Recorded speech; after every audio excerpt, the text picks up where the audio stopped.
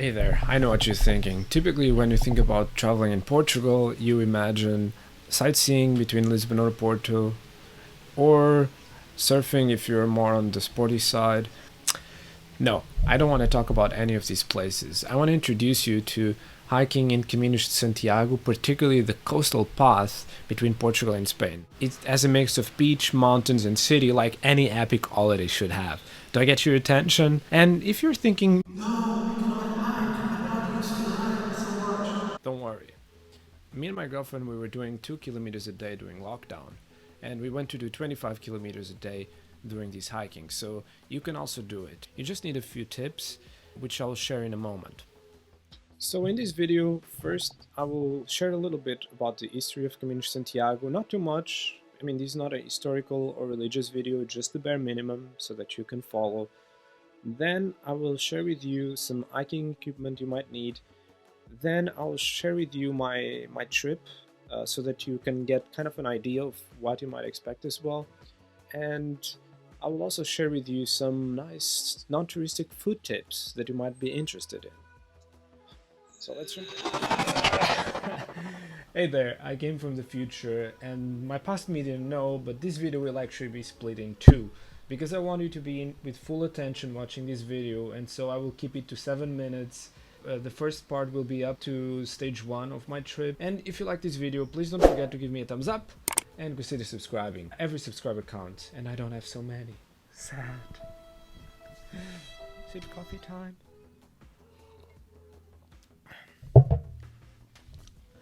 So a little bit about the history of Caminos de Santiago. They are said to have started actually as a pilgrimage during the pagan time between France and Finisterre in Spain, which means in English end of the earth, and that's what the pilgrimage was about. Then it was also used later to go to Santiago for religious reasons, and so the French path is actually the most famous of all the Caminos de Santiago paths. Even in Portugal there are several, but I will focus on the coastal one as it is the most interesting. Another point to consider is there is some kind of booklet where you get stamps on along the way to Santiago, and this way when you get to Santiago you can get proof that you actually did the way if you are interested in getting like an achievement unlock kind of thing.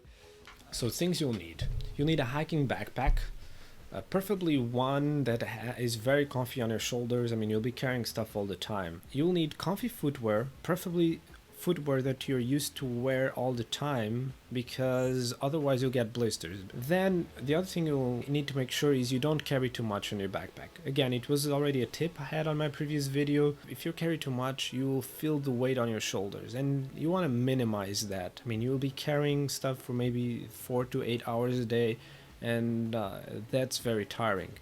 So consider instead carrying clothes only for half of your trip, and the second half of your trip you stop for like 2 days, have some chill time, maybe do some surfing, whatever. You'll be re-energized and ready to go for the second half. And finally, if the weather is not so great, consider bringing a rain cape. It will make wonders for your trip. Me and my girlfriend, I think we had the worst possible summer weather when we got to Portugal, and we were still able to have very enjoyable holidays, as you'll see in a moment. So the rain cape really helped a lot. Okay, so I'm assuming you just arrived to Porto, which is the start of Caminos de Santiago, the coastal path. And you arrived probably by plane, that's me assuming, that's what I did, and you want to explore the city. So in this case, if you want to be like a tourist before you start your hiking, you can do so, and you can also leave your backpack in Porto São Bento station. They have some lockers there, you pay less than 10 euros, and this way you don't need to carry all the weight through the day that you want to be a tourist. And this way you exercise the tourist out of you. And some food to consider while you're there. Consider in Matosinhos having some grilled fish like sea bass. Even more special is having some ameijos à brilhão pato. It's like spaghetti vongole, like the Italian dish, but without the pasta, so it's fit if you are in a low-carb diet. The only thing is they put tons of bread on the table, which you'll want to taste Because the sauce is so delicious. And if you're not vegan or vegetarian, you should also try francesinha. It's a dish where it's like you kill all the farm animals, put them in between bread, cover it all with tons of cheese, and then put a sauce on top plus fries. It tastes amazing. Although my girlfriend says this is not a very good description of the dish because it's quite disgusting for some people.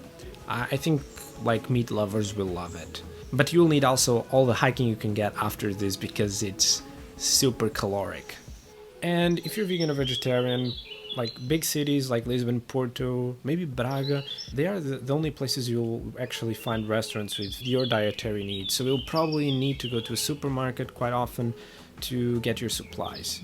Unless you want to eat vegetable soup every day in a restaurant, because that's probably the only dish you can find in any city that it's fit for your dietary needs. So now I want to talk to you about our trip. And I must tell you, we cheated a little bit. Actually, we didn't start in Porto, we started in Matosinhos because when we got to Porto the weather was really bad. So we went directly to Matosinhos and we just managed to go for a walk, go to the supermarket, a German one, as a proud immigrant in Germany, and we managed to get completely drenched. So if you're luckier than us with the weather, consider going for a swim. Some of the beaches along the way, they are very beautiful. Just consider that you should go somewhere with surveillance and the currents are not so strong. Also be aware the water can be quite cold, especially on your lower parts. And the way is fairly simple to follow. There are some yellow arrows telling you where to go, and you should also consider putting the way on your smartphone in something like Google Maps so that you can plan ahead where to stop for restaurants, because in some areas it will be very hard to find a place to eat, so keep that in mind. I will put the link in the description below for a website with a link to the map, so if you want to check that out. Hope you enjoyed the first part of the video, and in a few days the next part will come, so stay tuned. And if you like this video, please don't forget to give me a thumbs up and consider subscribing.